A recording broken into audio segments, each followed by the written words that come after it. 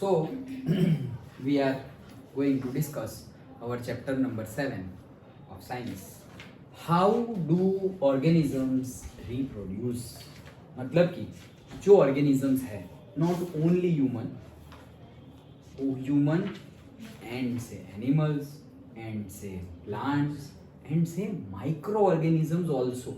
Microorganisms, bacteria, viruses, fungi, सब कोई कैसे रिप्रोडक्शन करते हैं. प्रोड्यूस मतलब बनाना एंड रिप्रोड्यूस मतलब फिर से बनाना. रीयूज जैसे. ओके, रिप्रोड्यूस मतलब फिर से बनाना. मतलब कहने का मीनिंग क्या है कि जैसे हमारे पेरेंट्स हैं, father and mother. Okay, after the marriage से सेक्सुअल मेटिंग एक्टिविटी, रिप्रोडक्शन किया, तो क्यों, that is production of reproduction. मतलब कि वो लोग खुद का ही फिर से प्रोडक्शन कर रहे हैं. इन सेंस जो चाइल्ड है उसमें किन की कैरेक्टरिस्टिक्स आ जाएगी, पेरेंट्स की. मतलब जो फादर की और मदर की है, वो जो कैरेक्टरिस्टिक्स है उसी को रिप्रोड्यूस किया. मतलब तुम्हारे अंदर तो है, लेकिन अब सपोज सिर्फ वो कैरेक्टरिस्टिक्स दो ही पर्सन में थी. इस पूरे वर्ल्ड में दो ही पर्सन में एक कैरेक्टरिस्टिक्स थी. इनके पास एक स्पेशल कैरेक्टरिस्टिक्स थी, इनके पास भी एक स्पेशल कैरेक्टरिस्टिक्स थी. पूरे वर्ल्ड में सिर्फ और सिर्फ ये दो कैरेक्टरिस्टिक्स वाले ये दो ही बंदे थे. अब इन्होंने रिप्रोडक्शन किया, चाइल्ड प्रोड्यूस किया. अब पूरे के पूरे वर्ल्ड में ये कैरेक्टरिस्टिक्स वाले दो नहीं 3 पीपल है. समझ में आ रहा है? तो कैरेक्टरिस्टिक्स बढ़ी और अगेन कैरेक्टरिस्टिक्स का नंबर बढ़ा. At the same time same नहीं है कैरेक्टरिस्टिक्स, थोड़ी डिफरेंट है. ओके, मतलब ये बच्चे की, चाइल्ड की जो कैरेक्टरिस्टिक्स है, ये ना तो एग्जैक्टली सेम पापा जैसी है, ना ही एग्जैक्टली सेम मम्मी जैसी है. दोनों का मिक्स है. ओके, मतलब it's something like new characteristics. New भी है और उसके अंदर ओल्ड भी है. मतलब ओल्ड का यूज करके उसको कुछ अलग फॉर्म दिया गया है जिसको न्यू बना दिया गया है. समझ में आ रहा है? जैसे कि मान लो कि से कूलनेस, शांत स्वभाव नहीं हम बोलते, तो से पापा शांत स्वभाव के हैं और मम्मी थोड़े हाइपर है. ओके, तो दोनों की कैरेक्टरिस्टिक्स मिली. अगर चाइल्ड मम्मी पे गया वो हाइपर हो जाएगा और अगर पापा पे गया तो शांत होगा. लेकिन अगर दोनों की थोड़ी थोड़ी कैरेक्टरिस्टिक्स ली है तो क्या हो जाएगा, ना एकदम शांत और ना ही एकदम हाइपर, मिडल वन. तो उसकी कैरेक्टरिस्टिक्स वैसी ही बनेगी. एग्जैक्टली मम्मी जैसी हाइपर नहीं है, एग्जैक्टली पापा जैसा काम एंड कंपोज भी नहीं है. दोनों का इन बिटवीन लेवल आ गया है. समझ में आया? सिंपल है. ओके, चलो तो स्टार्ट करते हैं. Before we discuss the mechanism by which the organisms reproduce, let us ask a more basic questions. अच्छा चलो, ऐसे questions हमें होते ही है डे टू डे लाइफ में. कौन से? Why do organisms reproduce? भाई ये क्यों जरूरी, क्यों है, क्यों जरूरी है? अगर रिप्रोडक्शन ना करे तो नहीं चलता, चलेगा ना? क्या लगता है, जरूरी है या नहीं? जरूरी है. क्यों है? क्या क्या बढ़ाने के लिए? और नेक्स्ट, यस, करे द फॉर्मर लाइफ और से न्यू जनरेशन को लाने के लिए वो जरूरी है. ओके, हाँ, क्या बोल? यस, ये जो चेन है, जनरेशन टू जनरेशन की जो इंफॉर्मेशन पास ऑन है. ओके, ये जो चेन है, जो पीढ़ी बोले, जो मतलब हायरार्की है, ओके, हेरिडिटी है, वो क्या होती रहे, चलती रहे. अगर ऐसा समझो कि नहीं हुआ रिप्रोडक्शन, ओके, तो क्या होगा, जो ऐसे थोड़ी कि अर्थ ऐसे ही खत्म हो जाएगा, नहीं, ऐसा थोड़ी है. लेकिन पॉपुलेशन तो कम हो जाएगी. ओके, और फिर खत्म भी हो जाएगा. ओके, सो जरूरी तो है.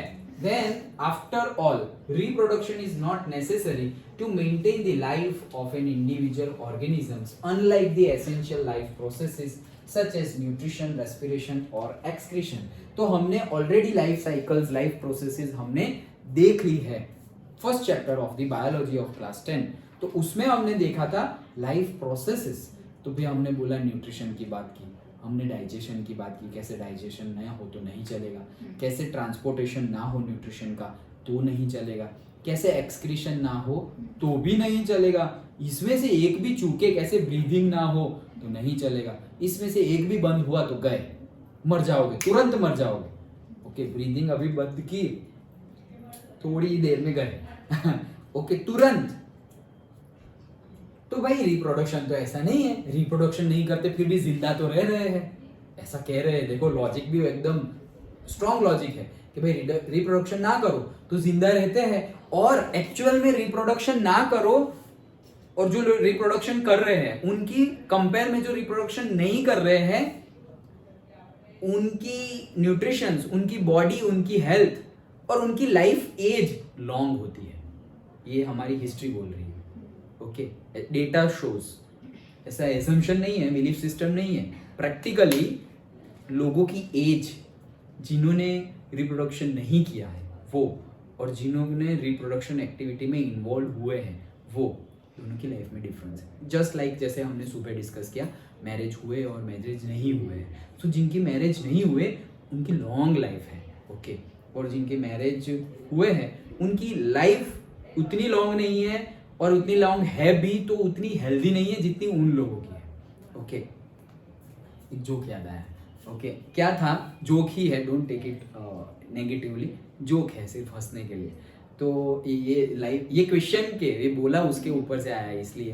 तो एक क्वेश्चन पूछा किसी ने कि भाई डेटा शोज दैट जो फीमेल्स है और जो वाइफ है वो मेजोरिटीली केस में ये डेटा शो करता है कि जो वाइफ है वो हस्बैंड से ज़्यादा जीती है, उनकी एज ज़्यादा होती है, ज़्यादा लंबे समय तक जीती है। तो एक हस्बैंड ने आंसर दिया, वो इसलिए क्योंकि उनकी वाइफ नहीं होती इसलिए समझ में आया? आगे समझ में कि वाइफ की वाइफ नहीं होती इसलिए ज्यादा जीते हैं, ऐसे मतलब हस्बैंड की वाइफ होती है इसलिए नहीं, ऐसे जोक था जस्ट। ओके, तो चलो आगे बढ़ते हैं। ऑन द अदर हैंड हाँ चलो, on the other hand if an individual organism is going to create more individuals, a lot of its energy will be spent in the process. जैसे मैंने अभी बताया, बहुत सारी एनर्जी क्या हो जाएगी, एनर्जी लॉस हो जाएगा, और हेल्थ उतनी नहीं रहेगी। जैसे मैंने बताया कि अगर रिप्रोडक्शन एक्टिविटी में इन्वॉल्व रह रहे हैं एनर्जी लॉस होगी। एनर्जी लॉस क्यों होगी भाई सेक्सुअल एक्टिविटी, मेटिंग एक्टिविटी में एनर्जी लॉस होगी। क्यों? क्योंकि कुछ नई एक्टिविटी कर रहे हो ना, कोई भी एक्टिविटी करो एनर्जी लॉस होगी। तुम एक्सरसाइज करो एनर्जी लॉस होगी, वॉकिंग करो, साइकिलिंग करो तो एनर्जी लॉस होती है। वैसे ये भी एक एक्टिविटी है तो उसमें एनर्जी लॉस होगी। एंड अगेन इसमें तो एक चाइल्ड को बर्थ देना है, एक नई एनर्जी प्रोड्यूस करनी है, तो energy can neither be created nor be destroyed. Okay, physics भी आ जाएगा यहाँ अंदर। तो नई एनर्जी क्रिएट कर रहे हो तो कुछ तो लॉस होना पड़ेगा ना, तब जाके नई एनर्जी क्रिएट होगी। स्पर्म आ रहा है, एग आ रहा है, तो स्पर्म और एग भी हमारे जो हमारे न्यूट्रिशंस है, हम जो खाना खाते हैं उसी से बनते हैं, स्पर्म और एग्स। ओके, तो एनर्जी तो फिर क्या कहाँ चली गई? जो स्पर्म और एग्स बनने में एनर्जी चली गई। ओके, तो फिर वही एनर्जी से नई एनर्जी आ रही है। सोचो कि स्पर्म और एग्स बनने में एनर्जी नहीं जा रही है, कब नहीं जाएगी? जब रिप्रोडक्शन एक्टिविटी में इन्वॉल्वमेंट ना हो तो नहीं जाएगी। ओके तो automatically that energy will be used somewhere else. वो एनर्जी बॉडी में ही रहेगी। ओके, तो वो एनर्जी किसी और वे में यूटिलाइज्ड होगी, वो बता दिया गया है। सो why should an individual organism waste energy on a process it does not need to stay alive? तो देखो लॉजिक कितना हैवी है कि भाई अगर इतनी एनर्जी लॉस हो रही है तो फिर कोई एक इंडिविजुअल क्यों इतनी एनर्जी लॉस करता है जिंदा रहने के लिए? जरूरी ही नहीं है। Okay, like that it would be interesting to discuss the possible answers in the classroom. तो जैसे तुमने बताया कि जरूरी है जनरेशन टू जनरेशन हमारी आगे बढ़ाने के लिए ये ज़रूरी है। जो ऑफस्प्रिंग है, मतलब कि जो पेरेंट्स हैं उनके चाइल्ड्स, उनके लिए ज़रूरी है। अदरवाइज क्या हो जाएगा? सब खत्म हो जाएगा, सब खत्म हो जाएगा। उससे वापस एक याद आया, एक मैंने देखा नहीं है, मैंने भी स्टोरी ही सुनी है। एक मूवी था, हॉलीवुड का मूवी था। जनरली उसके साइंस फिक्शन मूवीज़ अच्छे होते हैं हॉलीवुड के, बट फिक्शन होता है, नॉट रियलिटी। जैसे हमारा कोविड वायरस था वैसे ही वो मूवी में बायो वेपन की बात की गई है, मतलब कि वर्ल्ड वॉर 3 जैसा सीन है और वर्ल्ड वॉर 3 हो रहा है और सब लड़ रहे हैं। अब सोचो वर्ल्ड वॉर 2 में ही न्यूक्लियर अटैक हो गया था, न्यूक्लियर बॉम्ब डाल दिया था, तो अब तो उससे भी ज्यादा खतरनाक कुछ हो तो वो है bio weapon, just like Covid.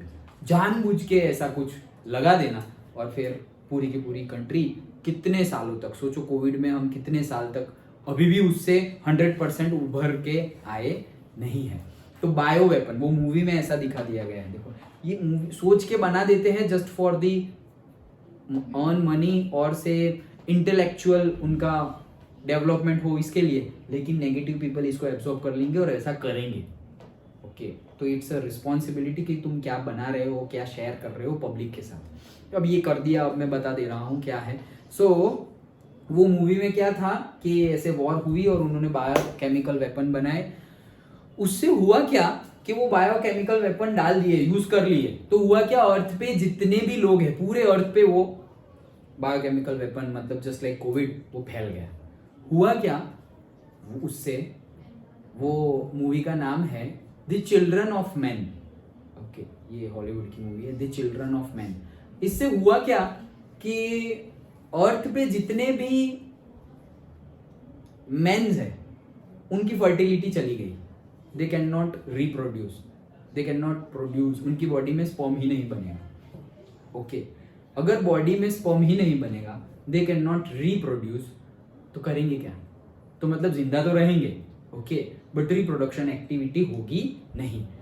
और रिप्रोडक्शन एक्टिविटी नहीं होगी तो वो मूवी में बताया है कि 20-30 ईयर्स में जितने भी लोग थे वो धीरे धीरे धीरे बूढ़े हो गए और सबकी क्रॉनिकल जो भी टाइम था ओके वो सबका मतलब एज हुई, टाइम पास हुआ और जो लोग ऑलरेडी थे उन लोग की डेथ होने लगी और नया रिप्रोडक्शन तो हुआ ही नहीं, तो पॉपुलेशन धीरे धीरे धीरे धीरे बहुत ज़्यादा कम होने लगी। ओके और फिर कैसे वापस बचते हैं ये प्रॉब्लम से, दैट इज द मूवी मसाला, वो अंदर दिखाया गया है। बट इट कैन हैपन, जैसे कि हमारे पास थियरी है, नॉट अ साइंटिफिक प्रूफ, कि भाई डायनासोर ऐसे ही चले गए थे। ओके कि डायनासोर थे और पर्टिकुलरली हमारे वहाँ पर ऐसे ही कोई एस्ट्रॉइड आके गिरा अर्थ पर और इतनी खतरनाक हीट प्रोड्यूस हुई, इतनी खतरनाक कि जो भी उस टाइम पे एनिमल्स थे और मेजरली थे डायनासोर्स, वो सारे के सारे डायनासोर्स की क्या हो गई, डेथ हो गई। वो ये थियरी है ओके मतलब एजम्पशन ही है, not a scientific proof, but ऐसी बात है। ये है ऐसी ही उल्टी बात एक मूवी में अगेन इसके रिलेटेड आया है। द मूवी का नाम है I think evolution, yes evolution is the movie name. Okay उसमें क्या है, ऐसे ही हॉलीवुड की है, ऐसे ही एक एस्ट्रॉइड आता है अर्थ पे टकराता है, तो पता नहीं वो कहाँ से आया था स्पेस में से, वो अर्थ पे टकराता है और एक्चुअली उसमें से केमिकल रिलीज होते हैं और वो केमिकल्स में से एनिमल्स बनते हैं। ओके साइंस फिक्शन ही है, तो टकराया और उसमें से एनिमल्स निकले और वो एनिमल्स क्या है, उनकी कैरेक्टरिस्टिक्स क्या है पता है, वो कोई मिल गया में जादू था ना, धूप धूप करता था, वैसे कि उनको हीट मिले ना तो उनका ग्रोथ होता है। ओके तो वो आए थे तो केमिकल्स में से सपोज ऐसे चींटी जैसे बने और अब उनके ऊपर ऐसे तुम जला रहे हो सपोज, तो उसको हीट दी तुमने तो वो चींटी और बड़ी हो गई, मारने की ट्राई की, उसको तुमने गोली मारी तो और बड़ा हो गया। जितनी तुम हीट देते जाओगे, तुम उसको गोली मारो उसमें भी हीट आ जाएगी, उसको जलाओ तो भी हीट आ जाएगी, तो मारे कैसे, वो प्रॉब्लम हो गया था आइस। तो पूरे के पूरे मूवी में ये बता दिया गया है कि वो बढ़ता जाता है, जैसे ही हीट मिले तो बढ़ता जाता है। आइस से वो मरता नहीं है, आइस से वो बढ़ता नहीं है, लेकिन मरता नहीं है। ओके उसकी बढ़ेगा नहीं वो, मतलब उसकी साइज बड़ी नहीं होगी, लेकिन हीट तो उसको सन से भी मिल रही है, उसको हीट सन से भी मिल रही है और वो सब कुछ खा रहा है, ह्यूमन बीइंग को भी खा रहा है, नॉन लिविंग को भी खा रहा है, सब कुछ ही खा रहे हैं वो एनिमल्स, और तहस नहस सब हो गया। फिर मूवी में जो भी साइंटिस्ट थे वो साइंटिस्ट ने देखा कि उसमें से जो केमिकल्स निकले थे, तो अभी जो बड़े नहीं हुए थे छोटे छोटे माइक्रो ऑर्गेनिजम्स, वो माइक्रो ऑर्गेनिजम्स जिनको हीट अभी नहीं मिली थी, तो गलती से पीरियोडिक टेबल का भी बहुत अच्छा यूज है उसके अंदर, तो गलती से वो हेड एंड शोल्डर जो शैम्पू आता है ओके वो शैम्पू उसके ऊपर गिरा गलती से, तो उसकी डेथ हो गई, वो वायरसेस की। तो अब क्या किया उन्होंने, ढूंढा पहले तो कि वो हेड एंड शोल्डर के कंटेंट क्या है। हेड एंड शोल्डर के कंटेंट देखे शैम्पू के, तो फिर पता चला कि पीरियोडिक टेबल में इनके पास ये एक कैरेक्टरिस्टिक्स है इनकी बॉडी में, और उसी के एग्जैक्ट नीचे एक पर्टिकुलर कंटेंट है, वो कंटेंट वो element head and shoulder shampoo में सबसे ज्यादा है। तो फिर इसके कंपनी सारे के सारे मतलब स्टोर मार्केट्स और सबसे सिटी जितने भी स्टोर्स हैं सब जगह से एक ही चीज सब उठा रहे हैं, हेड एंड शोल्डर, और फिर उसकी टंकी बना दी, भर दी। ओके, टंकी भर दी। ओके, टंकी बना दी, और फिर जहां ये लोग बहुत ज्यादा इवॉल्व हो रहे थे, और वो क्या है, हीट जहां होती है उनके पास चले जाते हैं। जैसे कि लाइट होती है तो कैसे लाइट के पास वो आते हैं मॉस्किटोज हो, ओके, अंधेरा हो और फिर तुम अकेले मोबाइल यूज कर रहे हो तो तुम्हारे पास ही आएंगे वो। ओके ओके, ये तो सही है, ऑब्जर्व किया होगा तुमने। तो वो आएंगे, लाइट के पास आएंगे। जैसे लाइट चली गई और तुमने कैंडल लाइट रखा, कैंडल लगा के रखी है, उसी के आसपास घूम करते रहेंगे। ओके, सो उसमें भी दिखाया गया है कि हीट के पास ये एनिमल्स जाते रहेंगे। क्यों? क्योंकि उनको ग्रोथ मिलेगा। तो एक जानबूझ के कहीं पे उन्होंने से बहुत बड़ा ब्लास्ट किया, एक्सप्लोजन किया, तो लोग उसके पास चलने लगे, वो लोग एनिमल्स, और उसके पास चलने लगे तो सब लोग एक जगह इकट्ठा हो गए। जब एक जगह इकट्ठा हुए तो वो हेड एंड शोल्डर शैम्पू सबके ऊपर डाल दिया और वो सब मर गए। Scientific movie. ओके, तो ऐसी मूवी तो देखने में भी मजा आएगी, थोड़ा बहुत एक्शन भी होगा, लॉजिक होगा। ऐसे ही मूवी आगे नहीं बढ़ती रहेगी। ओके, स्टोरी होगी, बट सभी हॉलीवुड मूवी में होती है ऐसा भी नहीं बोल रहा हूं मैं। ओके, बट बहुत ऐसी मूवी होती है, एटलीस्ट हमसे तो ज्यादा होती है, जिसमें ऐसी साइंस फिक्शन मूवी बनाई जाती है। हम इतनी साइंस फिक्शन मूवी नहीं बनाते, और बनाते हैं क्यों नहीं बनाते? लोग देखते नहीं, डिमांड ही नहीं है, और बना भी दी तो पैसे फिर कहाँ से लाएंगे। ओके, अभी लेटेस्ट में 2-3 वेब सीरीज मैंने कंटिन्यूअसली देखी थी। एक तो वही है, कौन सी, रॉकेट बॉयज। ओके, तो तुम लोग 9th में थे तब रॉकेट बॉयज 1 आई थी, और अभी थोड़े टाइम पहले रॉकेट बॉयज 2 भी आई थी। उसमें वो साइंस फिक्शन नहीं है, वो साइंस है, फिक्शन नहीं है। उसमें 1920 से लेकर के, मतलब वर्ल्ड वॉर 1 से लेकर के अभी तक की इंडियन हिस्ट्री दिखाई गई है। ओके, उसमें डॉक्टर विक्रम साराभाई भी है, उसमें अब्दुल कलाम जी भी है, मतलब एज अ रोल। ओके, तो अब्दुल कलाम जी, डॉक्टर विक्रम साराभाई, सभी लोग, और बहुत एक डॉक्टर होमी भाभा, हमारे न्यूक्लियर एनर्जी के father of nuclear energy. Okay, Homi Bhabha वो भी है।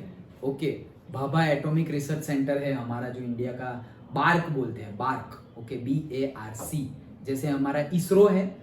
ओके, तो वो स्पेस ऑर्गेनाइजेशन है, वैसे ही न्यूक्लियर ऑर्गेनाइजेशन है। इंडिया का कोई पूछे तो जनरल नॉलेज में काम आएगा, that is BARC. Okay, Bhabha atomic research centre, BARC. इसमें जॉब मिल गई तो बल्ले बल्ले, लेकिन जॉब के लिए इंटेलेक्चुअल प्रॉपर्टी चाहिए।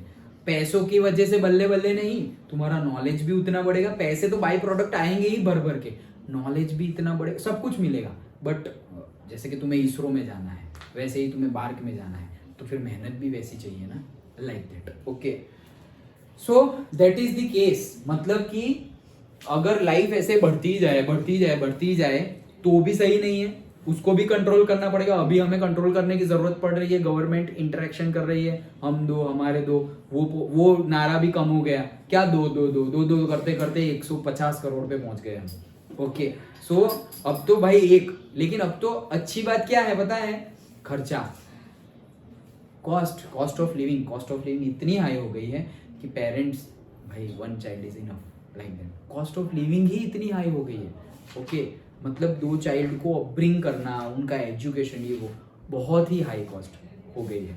सो वो अलग बात है। तो ये सारे इसके आंसर हम चैप्टर में देखेंगे। Whatever the answer to these questions, it is obvious that we notice organisms because they reproduce. If there were to be only one, तुम लोग पढ़ो रे, फिर जहाँ डिस्कशन करना होगा तब मैं पढ़ूंगा। पढ़ो, चलो यहाँ से पढ़ो, only one। उसके बाद कौन पढ़ेगा? निर्भय पढ़ो, चलो। Only one non-reproducing member of a particular kind, it is doubtful that we would have noticed its existence. बस स्टॉप, एग्जिस्टेंस पे स्टॉप। वैसे तो क्या बोल रहे हैं कि if there were only one non reproducing member of a particular kind, मतलब कि ऐसा समझो कि बिल्लियों ने रिप्रोडक्शन करना बंद कर दिया, बिल्लियों ने रिप्रोडक्शन करना बंद कर दिया, तो क्या होगा, वो मैंने मूवी में बताया वैसे ही, मूवी की स्टोरी जैसे कि भाई अभी जितनी बिल्ली है वो जिंदा रहेगी और फिर आफ्टर सम टाइम वो एक्सटिंक्ट हो जाएगी, मतलब रहेगी, अर्थ पे बिल्लियां नहीं होगी, cats where will be not there. Okay, क्यों?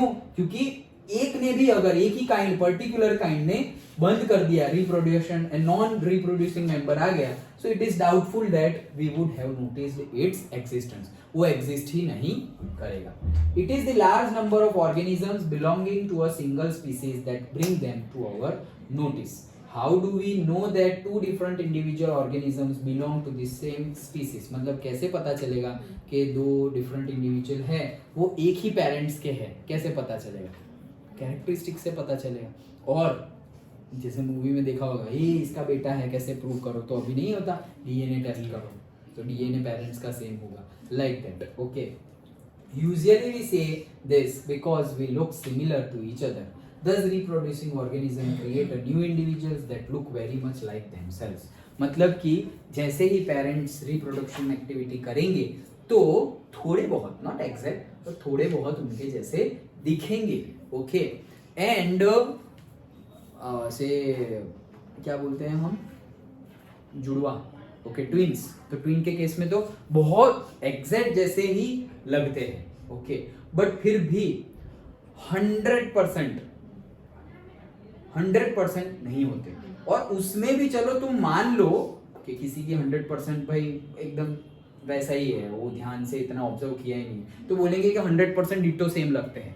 अगर तुम ऐसा बोल भी दो, फिर भी अंदर की कैरेक्टरिस्टिक्स, ये तो बाहर की बात है, जैसे कि बोलना, तो वॉइस टोन, ये टोन है ना, जैसे हम सब है, हम सब बोले तो सबकी टोन अलग अलग है, हम जो कोई भी बोले तो पहचान जाएंगे, हाँ चिराग सर बोल रहे हो, अच्छा दिशा बोल रही है, अच्छा टीशा बोल रही है, निर्भय बोल रहा है, लाइक दैट। ओके, आवाज से ही पता चल जाएगा, सबकी टोन डिफरेंट है। ओके, वैसे बाहर से शायद सेम हो जाए लेकिन अंदर से कैरेक्टरिस्टिक्स ना हो, बाहर से भी होना इम्पॉसिबल ही है, लेकिन हम बहुत डिटेल्ड में ना देखे और बोल दे कि हाँ ये तो सेम जैसे ही लग रहे हैं। चिमकी मिमकी आती है।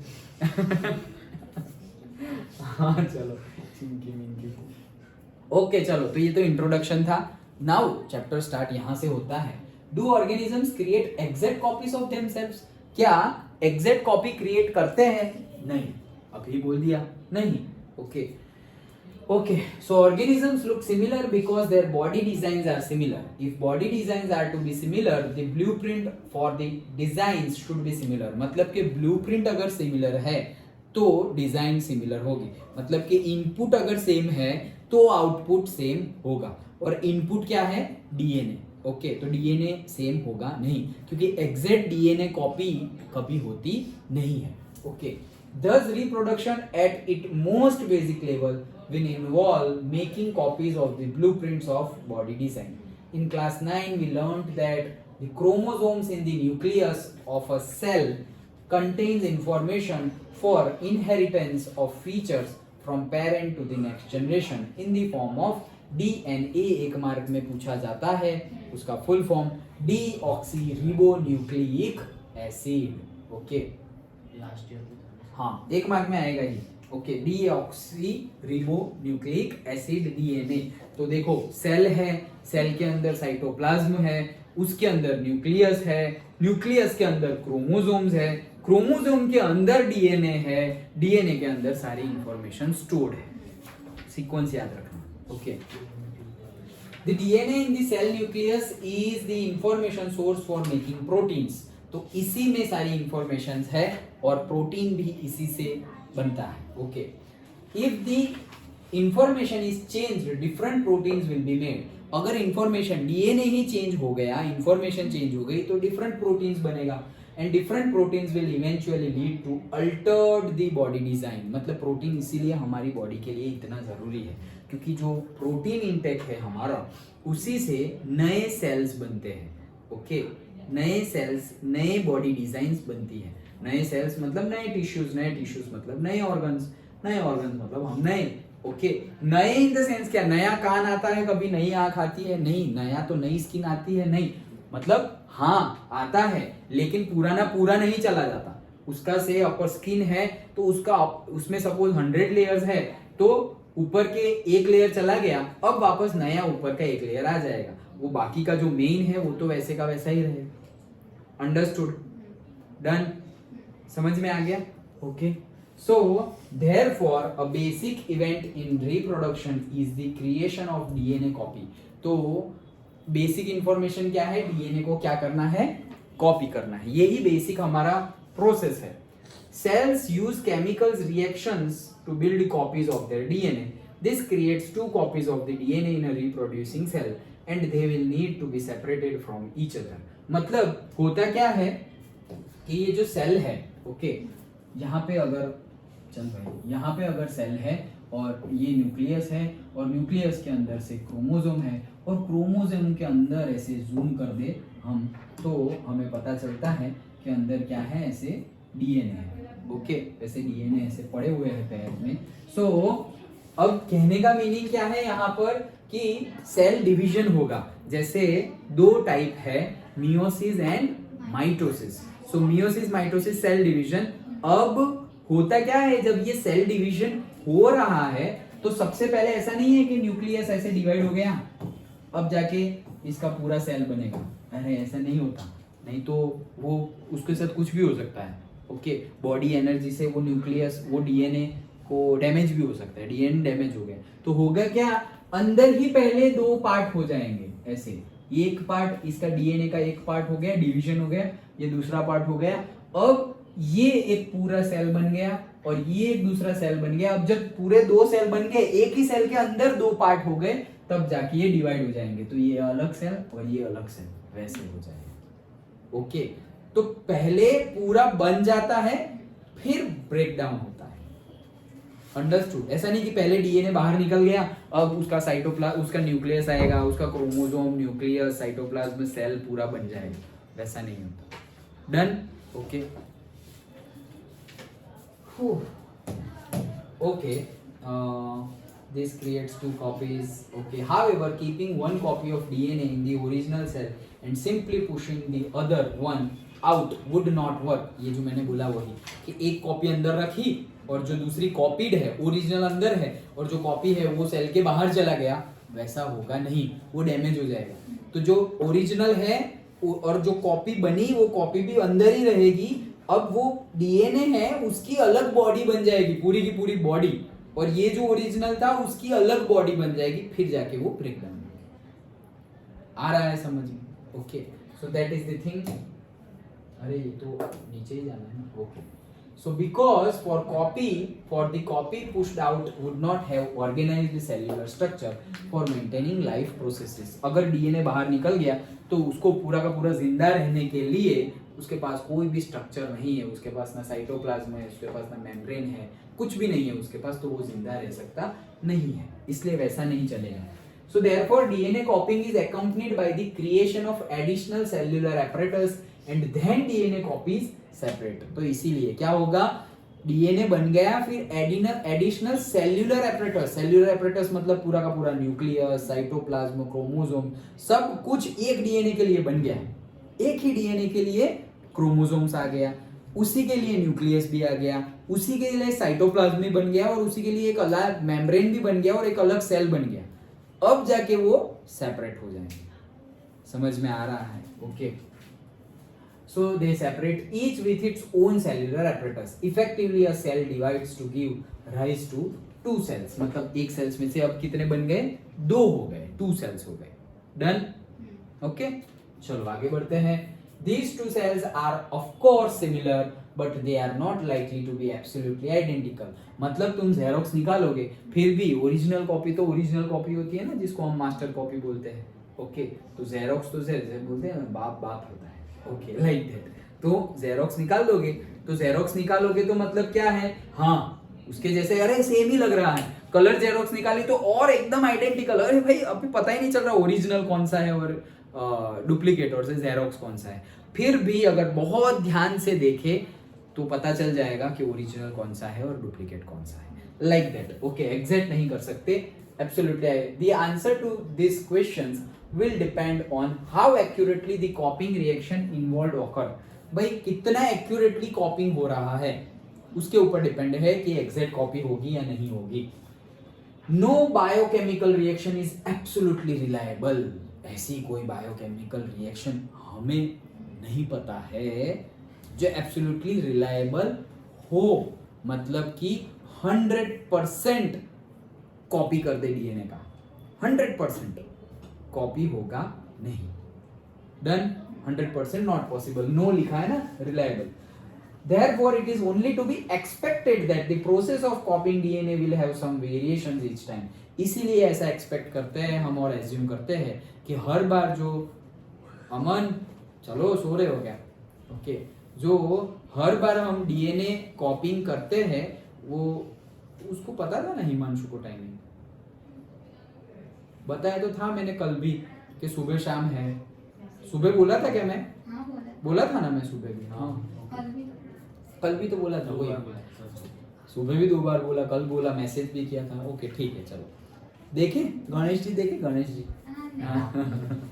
ओके देखना बाद में, और नीचे भी देखना हो तो देख लेना. ओके चलो. हाँ तो चलो, क्या था कि कितना इफेक्टिवली है वो उसके ऊपर डिपेंडेंट है. इसीलिए हम बोल रहे हैं only to be expected that process of DNA copying, हर बार जब डीएनए कॉपिंग होगा तो वेरिएशन होगा और होगा ही. हर बार डीएनए कॉपी होगा तो वेरिएशन होगा. वेरिएशन होगा मतलब क्या कि जैसे पापा का एक सेल है, सेल डिवीजन हो रहा है, उसमें से पापा का एक डीएनए का कॉपी हो गया. ओके, तो वो 100% पापा का कॉपी नहीं है, से 98% कॉपी है और 2% उसमें कुछ नया ही है, कुछ नया ही कैरेक्टरिस्टिक्स है जो पापा में है नहीं. पापा में नहीं है, वो वेरिएशन आ गया है ना, 100% कॉपी नहीं है. ओके, जैसे कि हम जेरोक्स निकालते हैं तो वेरिएशन आएगा ना, पता चलेगा ना कि भाई यहाँ पे ये डॉट नहीं था, यहाँ पे ये डॉट आ गया. ओके, डिफरेंस पता चल जाएगा. That difference is the variation. तो मदर में से भी जब डीएनए कॉपी होगा वहां पर भी ये अलग वेरिएशन होगा. तो मतलब अब 98 फादर और 98 मदर मिल रहा है. ओके, तो 98 मिले तो 98% कैरेक्टरिस्टिक्स चाइल्ड में आ जाएगी जो या तो फादर में होगी या तो मदर में होगी, लेकिन 2% कैरेक्टरिस्टिक्स कुछ नहीं है. ओके, ना फादर जैसी ना मदर जैसी. इसीलिए कई बार बोलते हैं मजाक में, ए भाई ये तो किस पे पड़ा है, ना तेरी मम्मी ऐसी है ना तेरे पापा ऐसे, कितना अलग है तू या कितनी अलग है तू, वॉट एवर, मेल और फीमेल. बट ऐसा बोलते हैं क्यों? क्योंकि ये जो नई कैरेक्टरिस्टिक्स है वो ऑटोमेटिक डेवलप हो गई है. ओके, मतलब इसके लिए कोई रूल्स रेगुलेशंस अगर हो भी तो हमें नहीं पता. ओके, हमें इन द सेंस कोई भी साइंटिस्ट को भी नहीं पता कि ये जो वेरिएशन होता है वो किस बेस पे होता है. हाँ, उसके बाद का पता है हमें. क्या देखो, साइंस ही है, पता कर सकते हैं कि ये 2% वेरिएशन भी कैसे हो रहा है. ये भी पता कर सकते हैं ये 2% वेरिएशन कैसे होता है. ओके, हमारा स्क्रिप्चर तो इतना डीप जाता है, इतना डीप जाता है कि क्या बताऊं कितना डीप जाता है. ओके, वो मतलब जैसे हम ऐसा अभी हम आगे पढ़ेंगे चैप्टर में ही. Okay, X chromosome, Y chromosome, फिर मेल होगा फीमेल होगा, वो पढ़ेंगे. हमारा स्क्रिप्चर इतना डिटेल्ड जाता है कि पर्टिकुलरली हमें पता है कि एक्स एक्स ज्वाइन होने वाला है या एक्स वाई ज्वाइन होने वाला है. वो जब आएंगे तब डिस्कस करेंगे वापस, लेकिन हमारे स्क्रिप्चर में बताया गया है. ओके, देखो होता क्या है कि मेल में होता है से 2 होते हैं, से एक्स और से वाई, और फीमेल में होते हैं से एक्स एंड से एक्स. तो एक्स एंड एक्स मिल गए तो से फीमेल हो गई, और एक्स और वाई मिल गए तो से मेल हो गया. ओके, यहाँ पर तो एक्स एक्स ही है फीमेल में. तो अब मेल में से एक्स आया और फीमेल में से भी एक्स आ गया तो सपोज गर्ल हो गई, और फीमेल में से तो एक्स ही आने वाला है. यहां से अगर वाई आ गया तो सपोज मेल हो गया. ओके, फीमेल और से मेल अलग अलग. दैट मीन्स हम बोल रहे हैं, पता है पहले के टाइम पे, जैसे आज सुबह बताया था दूध पीती करने का रिवाज, वैसे ही कोई वुमेन हमेशा या तो चाइल्ड डिलीवर नहीं कर पा रही है, इम्प्लांट नहीं हो पा रहा है, तो उसके लिए वुमेन को मतलब दोषी और से गिल्टी बनाया जाता है, ओके, विक्टिम बनाया जाता है वुमेन को। और अगर हर बार चाइल्ड लेडी ही होती है, गर्ल ही होती है, तो भी वुमेन को बोला जाता है कि तेरे मतलब ऐसे बोलते हैं कि भाई तू कभी ऐसे मेल को बॉर्न और से बर्थ नहीं दे पाएगी, ऐसा बोल देते थे। हमारे ही इंडिया की ही बात चल रही है, but scientifically it is wrong, क्योंकि वुमेन के हाथ में ही नहीं है वो, ओके, हाथ में नहीं है इन द सेंस वो तो मेल के हाथ में भी नहीं है, बट एक्स और एक्स है वहां पर, तो वहां से तो एक्स ही आने वाला है। मेल का एक्स आ गया तो अलग, और मेल का फीमेल आ गया क्रोमोसोम तो अलग, तो मतलब यहां से तो एक्स ही आने वाला है। तो it depends on the male not female that child girl हो या बॉय हो।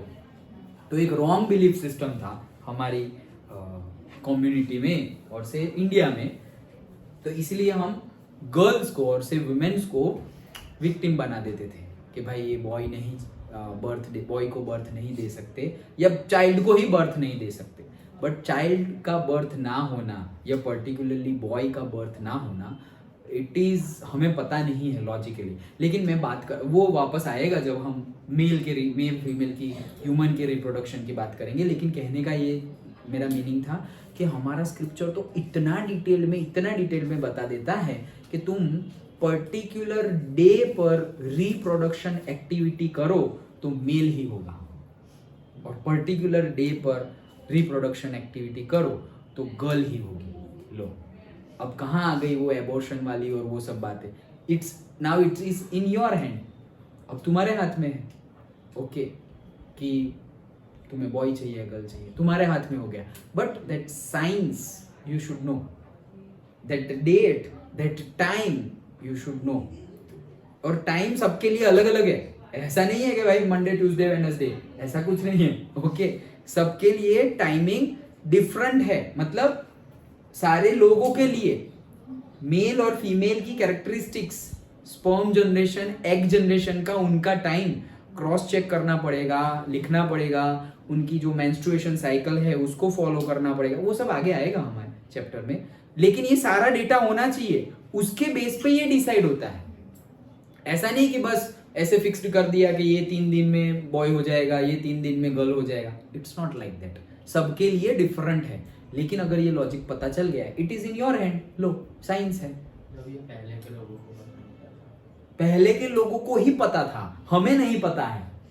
नहीं तो सर वो दूध वाला क्या, दूध पीती करने वाला, हाँ, वो उन लोग के टाइम को नहीं पता था। उनका नहीं, ये तो बहुत पहले की बात है, हमारे सेजिस की बात है, महाभारत रामायण की बात है।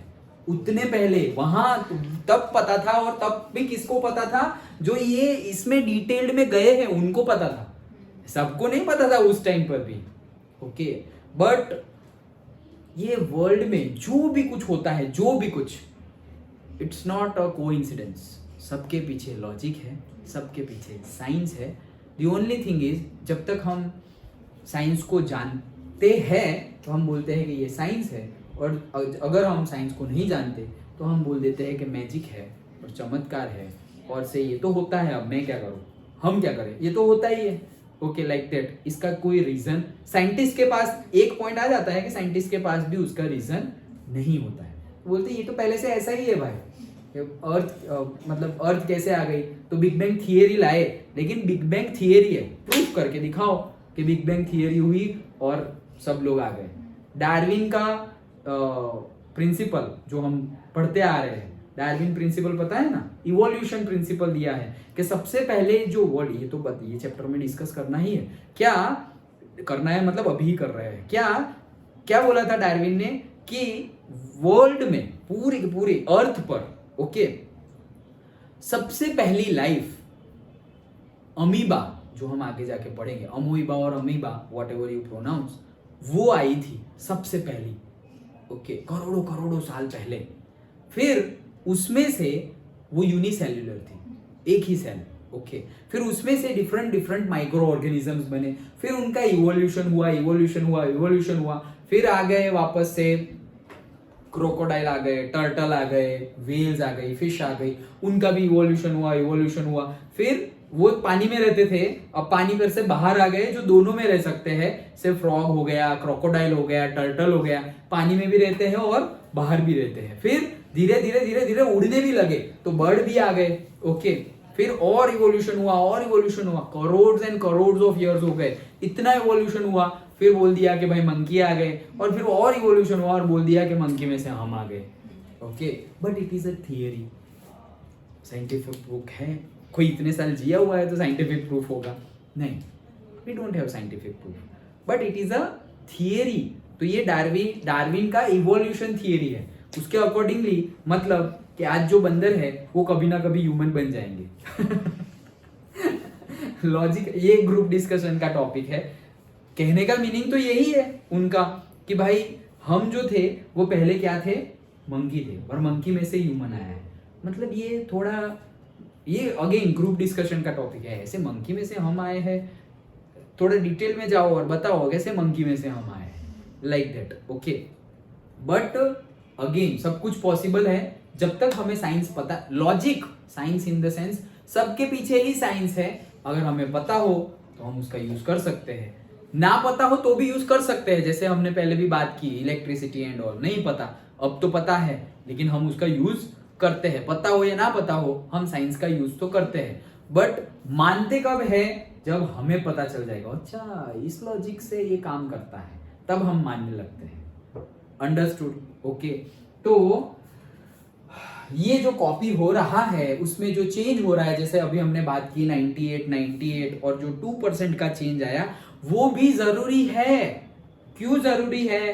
क्योंकि पापा की कोई कैरेक्टरिस्टिक्स है, मम्मी की कोई कैरेक्टरिस्टिक्स है, लेकिन पापा की कोई ऐसी भी कैरेक्टरिस्टिक्स होगी जिसमें पापा अनकंफर्टेबल है, और मम्मी की भी ऐसी कैरेक्टरिस्टिक्स होगी जैसे मम्मी अनकंफर्टेबल है। तो ये जो अनकंफर्टेबल है ना, उसको कंफर्टेबल बनाने का पावर वो 2% में है। वो जो वेरिएशन आ गया ना, उसमें ये पावर है कि वो पापा भले ही ये सिचुएशंस हैंडल ना कर पाए, मम्मी भी भले ही ये सिचुएशंस हैंडल ना कर पाए, लेकिन ये जो चाइल्ड है वो सिचुएशन हैंडल कर लेगा या कर लेगी, व्हाटएवर। ओके क्यों? क्योंकि डीएनए चेंज हो गया है। 2% तो 2% चेंज तो हुआ है। समझ में आया? सो ये अच्छी बात है या बुरी बात है? अच्छी बात है। ओके लेकिन सोचो कि हर बार ऐसा वेरिएशन होता जा रहा है, तो जो परसेंटेज ऑफ इंफॉर्मेशन हमारे पेरेंट्स में से हमारे अंदर आई है, अब हमारे अंदर से हमारे चाइल्ड में जाएगी। तो अब कंपेयर करो चाइल्ड के अंदर की कैरेक्टरिस्टिक्स, हमारे चाइल्ड के अंदर की कैरेक्टरिस्टिक्स एंड हमारे पेरेंट्स के अंदर की कैरेक्टरिस्टिक्स। तो पेरेंट्स में से जितनी हमारे पास आई है, क्या उतनी ही उनके ग्रैंड चाइल्ड में है या हमसे कम है? क्वेश्चन समझे? पेरेंट्स के पास कोई कैरेक्टरिस्टिक्स है, उनमें से हमारे पास कोई कैरेक्टरिस्टिक्स आ रही है, फिर हमारे में से हमारे चाइल्ड में कोई कैरेक्टरिस्टिक्स जा रही है। दैट मीन्स हम तो पेरेंट्स के पास से भी लेके आए थे, तो वो कैरेक्टरिस्टिक्स आगे भी बढ़ेगी। बट वही कैरेक्टरिस्टिक्स की अगर कंपैरिजन करें तो पेरेंट है, फिर हम हैं, फिर उनके ग्रैंड चाइल्ड है, मतलब हमारा चाइल्ड है, तो क्या ये तीनों कैरेक्टरिस्टिक्स सब में सेम होगी? नहीं होगी। ज्यादा किस में होगी? ग्रैंड पेरेंट में, हमारे पेरेंट में और उसके ग्रैंड पेरेंट में। बाप होता है, वही केस आ गया। तो ऐसा समझो जनरेशन टू जनरेशन चलता गया, मतलब हम लोग है और हमारी सपोज ऐसा समझो से 100 जनरेशन आ रही है। कितनी? 100th जनरेशन, मतलब एक, फिर उनके चाइल्ड आ गए वापस, उनके भी चाइल्ड, मतलब हमारे चाइल्ड के चाइल्ड, हमारे ग्रैंड चाइल्ड, तो वो 2nd जनरेशन है। फिर उनके चाइल्ड के चाइल्ड के चाइल्ड, मतलब हमारे चाइल्ड के चाइल्ड के चाइल्ड, तो 3rd जनरेशन। ओके तो वैसे कितनी हो गई? 100th generation. अब वो 100th जनरेशन वाला चाइल्ड और हम, अब कैरेक्टरिस्टिक्स को कंपेयर करो, कितनी होगी सिमिलर? Almost negligible. क्यों? हमेशा वेरिएशन ही होता रहा, तो हर बार ऐसे वेरिएशन होता रहा, तो आफ्टर द 100th जनरेशन हम बोलेंगे नेग्लिजिबल। क्या हम बोल सकते हैं जीरो, कोई भी सिमिलैरिटी नहीं है, ऐसा बोल सकते हैं? नहीं।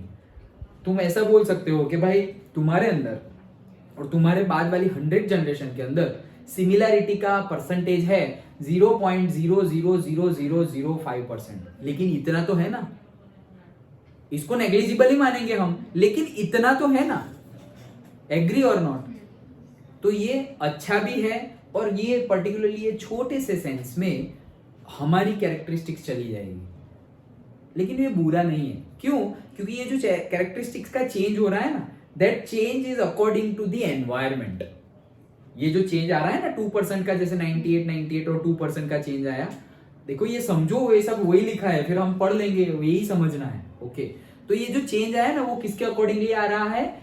एनवायरमेंट के अकॉर्डिंगली आ रहा है। ऐसा समझो कि हमारे पेरेंट्स थे तब, जब उन्होंने रिप्रोडक्शन एक्टिविटी की, तब नॉर्मल सपोज गुजरात का यहीं का टेम्परेचर यही सीजन का सितंबर का 17 सितंबर का नॉर्मल टेम्परेचर होता था आज से 20 इयर्स पहले। नॉर्मल टेम्परेचर, बारिश भी हो रही थी मान लो, तो नॉर्मल टेम्परेचर होता था उस टाइम पे। क्या लगता है अभी सपोज 30 है तो पहले भी 30 होता होगा? नहीं, ऑब्वियसली नॉट। कम होगा या ज्यादा होगा? कम होगा या ज्यादा होगा? वेदर पे डिपेंड है, लेकिन ग्लोबल वार्मिंग को कंसीडर करें तो कम ही होगा। ओके, क्योंकि अभी हम ज्यादा की ओर बढ़ रहे हैं। जैसे आज से 5 साल पहले का टेम्परेचर देखो और आज का टेम्परेचर देखो, तो उसकी कंपेयर में आज बढ़ गया है। आज से कितने साल पहले समर मतलब 40 डिग्री सेल्सियस, उसके बाद समर मतलब 42, समर मतलब 45, समर मतलब 46, अब तो समर मतलब 50 हो गया है। 50 डिग्री रीच हो रहा है समर में, पता है ना ये तो। ओके, तो ये चेंज हो रहा है, हर साल लिमिट और क्रॉस हो रही है, और क्रॉस हो रही है। सोचो, तो दैट मीन्स आज से 20 इयर्स 30 इयर्स पहले हमारे पेरेंट्स ने रिप्रोडक्शन एक्टिविटी की, और उसके बाद हम भी सपोज 50 साल के बाद भी रिप्रोडक्शन एक्टिविटी कर रहे हैं, 40 ईयर 50 ईयर 20 जितने भी ईयर्स के बाद रिप्रोडक्शन एक्टिविटी कर रहे हैं, तब का एनवायरनमेंट डिफरेंट है। तो वो एनवायरनमेंट को सस्टेन कर सके, ये तो सिर्फ एनवायरनमेंट की बात है। अब करो लोगों की बात, लोगों की बात। तो उस टाइम पे जैसे लोग थे, अभी भी क्या वैसे ही लोग हैं? उनका बिहेवियर, उनका दिमाग, उनकी बातें, उनके थॉट प्रोसेस, सब कुछ चेंज हो गया है। टेक्नोलॉजी चेंज हो गई है, खाना पीना चेंज हो गया है, एयर कंटेंट चेंज हो गया है, खाने का कंटेंट क्वालिटी चेंज हो गया है। ये सारे चेंज के अकॉर्डिंगली वो वेरिएशन होता है। तो ये तो अच्छी बात है। अगर सोचो कि ये चेंज ना होता और इतने साल बाद भी हमारे अंदर वही कैरेक्टरिस्टिक्स आती जो पेरेंट्स में है, तो पेरेंट्स को अभी टेम्परेचर में ठंड लग रही है, हमें भी ठंड लगने लगती। ओके, लेकिन हमें नहीं लगती और पेरेंट्स को लगती है। क्यों? क्योंकि उनके लिए डीएनए कुछ अलग था, और हमारे लिए जो वेरिएशन है वो हेल्पफुल है ये एनवायरनमेंट को, ये लोगों को सामने विथस्टैंड करने के लिए। समझ में आ रहा है? So this change is necessary. जैसे कि वायरस है, कोई पर्टिकुलर वायरस का एग्जांपल गिवन है, जैसे कि कोई वायरस है, सेम एग्जांपल फॉर वायरस, कि एक वायरस है जो 30 डिग्री टेम्परेचर में वो रह सकता है, 30 से ज़्यादा टेम्परेचर हो जाए तो वो रह सकता नहीं है। तो अब वायरस का भी रिप्रोडक्शन होगा, तो जो नया आया है सपोज वो 31 में भी रह सकता है। तो तुम कितना भी कुछ भी लगा लो, कितना भी कुछ भी कर लो, ओके, तुम वो सैनिटाइजर ये वो लगा लो और टेम्परेचर जनरेट कर लो, कुछ भी करो, ओके, नहीं होता। पहले सपोज तुमने ऐसे बैगोन लगा दिया, मॉर्टिन लगा दिया, तो मच्छर मर गए। अब तो मच्छर भी इतने क्वालिटी वाले हो गए हैं कि तुमने कुछ गुड नाइट लगाया, ऑल आउट लगाया, फिर भी वैसे चलते ही रहते हैं, भागते ही नहीं है। तो क्या उनका पावर बढ़ गया? नहीं, वेरिएशन आया, दे कैन सस्टेन। अब मर नहीं जाएंगे इजीली, अब तुम्हें फाइट देंगे। ओके, तो अब तुम वो केमिकल है उसको भी चेंज करो। अगर आज भी हम वही पुराना वाला केमिकल्स यूज कर रहे हैं, इंसेक्टिसाइड्स पेस्टिसाइड्स यूज कर रहे हैं, तो उससे आज के इंसेक्टिसाइड्स और पेस्टिसाइड्स मरने वाले नहीं है। क्यों? उनका पावर बढ़ गया है। तो वैसे ही वायरसेस का पावर भी बढ़ गया है। ये क्यों बढ़ गया है? इट इज कॉल्ड इवोल्यूशन, जो हमारे सिलेबस में से निकल गया है। ओके, हेरिडिटी एंड इवोल्यूशन में से इवोल्यूशन निकल गया है, हेरिडिटी रह गई है, बट यही इवोल्यूशन है, ये इवोल्यूशन हो रहा है वो सही है। अगर ना होता तो फिर वायरसेस रहते ही नहीं, फिर वैसे ही कोई चींटी है, चींटी रहती ही नहीं, ओके, बिल्ली नहीं रहती, फिर ह्यूमन बीइंग भी ऐसा होता कि इतना एटमॉस्फेयर में रह सकते, इससे आगे नहीं रह सकते, तो वेरिएशन ही नहीं आता। तो भले ही रिप्रोडक्शन कर रहे हैं, क्वांटिटी बढ़ रही है और सही उतनी ही रह रही है, बट फिर भी हम सरवाइव नहीं कर पाते। क्यों? क्योंकि एनवायरनमेंट को सरवाइव करना दैट मीन्स हमें कुछ चेंज लाना, चेंज आएगा तो ही तो सरवाइव कर पाएंगे, और चेंज ऑटोमेटिकली हो रहा है। Understood? So that is necessary, ये डीएनए चेंज क्या है? नेसेसरी है। अंडरस्टूड? ओके, चलो, सो ये आगे पूरा हमने पढ़ लिया। The variation is necessary, the importance of variation. देखो, तो यहाँ पे हमने देख लिया है DNA copies drastic outcome. The surviving cells are similar to but subtly different from each other. Similar हो सकते हैं लेकिन different from each other. Just like अभी हमने triangle देखा, so they can be similar but they cannot be congruent. Okay, similar हो सकते हैं but congruent नहीं हो सकते। तुम्हारी sides के ratio proportion में हो सकते हैं, exact side parents जैसी नहीं हो सकती, like that. Okay. This inbuilt tendency for variation during reproduction is the basis for evolution. यही कैरेक्टरिस्टिक्स है, वो कैरेक्टरिस्टिक्स बेस बन जाती है किसके लिए? इवोल्यूशन के लिए। इसीलिए evolution is necessary. Okay, as we will discuss in the next chapter, निकाल दिया है सिलेबस में से निकल गया है इवोल्यूशन, थोड़ा पार्ट है, बाकी रिड्यूस्ड हो गया है। सो जो अभी हमने पढ़ा वही चीज यहाँ पे लिखी हुई है, सो वी विल रीड। चलो रीड करो, कुछ नया होगा तो डिस्कस करेंगे, अदरवाइज आगे बढ़ेंगे। कौन करेगा? दिशा पढ़ो, चलो। Population of organisms fill well-defined places or niches in the ecosystem using their ability to reproduce. Okay, फिर आगे। The consistency of DNA copying during reproduction is important for the maintenance of body design features that allow the organism to use that particular niche. Reproduction is therefore linked to the stability of populations of species. Okay, go ahead. However, niches can change because of reasons beyond the control of the organism. Temperature on Earth can go up or down, water levels can vary, or there could be meteorite hits. To think of a few examples, if a population of reproducing organisms were suited to a particular niche, and if the niche were drastically altered, the population could be wiped out. However, if some variations were to be present in a few individuals in this population, there would be some chance for them to survive. Thus, if there were a population of bacteria living in a temperate water, and if the water temperature were to be increased by global warming, most of these bacteria would die. But the few variants resistant to heat would survive and grow further. Variation is thus useful for the survival of species over time. Yes. Understood, यही हमने discuss किया, इसमें virus का example भी आ गया। Okay, कि ये variation जरूरी है उसी की वजह से। नीच मतलब कि कैरेक्टरिस्टिक्स, नाइक्स और नीच, दैट इज वॉट एवर ये you can pronounce, that is the characteristics. Okay, so वो कैरेक्टरिस्टिक्स सबके सिचुएशंस के अकॉर्डिंगली चेंज होती रहेगी। ओके, सो यही हमने डिस्कस किया। अब आगे हम देखते हैं, ये एक तो एक्टिविटी है, एक्टिविटी नहीं तो अब तक हमने क्या देखा? अब तक पहले इंट्रोडक्शन देखा, उसके बाद देखा कि क्या एग्जैक्ट कॉपी बन सकती है, तो हमने बोला नहीं। ओके, उसके बाद हमने बोला कि भाई इंपॉर्टेंस है, ये एग्जैक्ट कॉपी नहीं बन सकती, मतलब वेरिएशन हो रहा है। वेरिएशन हो रहा है तो क्या ये इंपॉर्टेंस है, क्या ये एडवांटेजियस है, क्या ये अच्छी बात है? तो हाँ, अच्छी बात है, ये वेरिएशन होना चाहिए। ये इसमें से क्वेश्चन बन सकता है। देखो क्वेश्चन इसमें होगा ही शायद, ये रहा नहीं, what is the importance of DNA कॉपिंग in the reproduction, वो भी है। एंड ये वाला जो पूरा ये इतना पैरा लिख देना है तुम्हें, ये पैरा लिख देना है किसके आंसर में, why the variation is beneficial to the species but not necessarily for the individuals. Okay, तो वही हमने डिस्कस किया, ये दो ही क्वेश्चंस हमने अभी तक डिस्कस किए हैं। अंडरस्टूड? ओके, चलो अब ये एक्टिविटी है, modes of reproduction used by single organisms. Okay, तो ये एक्टिविटी है, उसके बाद यस, तो पहला अब रिप्रोडक्शन एक्टिविटी, अब डायरेक्ट स्टार्ट करते हैं रिप्रोडक्शन। ओके, ये तो इंट्रो था, इंट्रो देखा हमने, इंट्रो के बाद देखा कि डीएनए कॉपी होता है एग्जैक्ट, बोले नहीं होता, वेरिएशन होता है। वेरिएशन होता है तो क्या अच्छी बात है? हाँ अच्छी बात है। अब आगे बढ़ते हैं। ओके तो आगे बढ़ते हैं, आगे समझते हैं। तो भाई ये reproduction active, how do organisms reproduce, तो अब हम डिटेल में जाएंगे कि ऑर्गेनिजम्स कैसे रिप्रोड्यूस होते हैं। देखो वर्ल्ड में और से अर्थ में दो टाइप के रिप्रोडक्शन होते हैं, एक सेक्सुअल रिप्रोडक्शन और दूसरा असेक्सुअल रिप्रोडक्शन।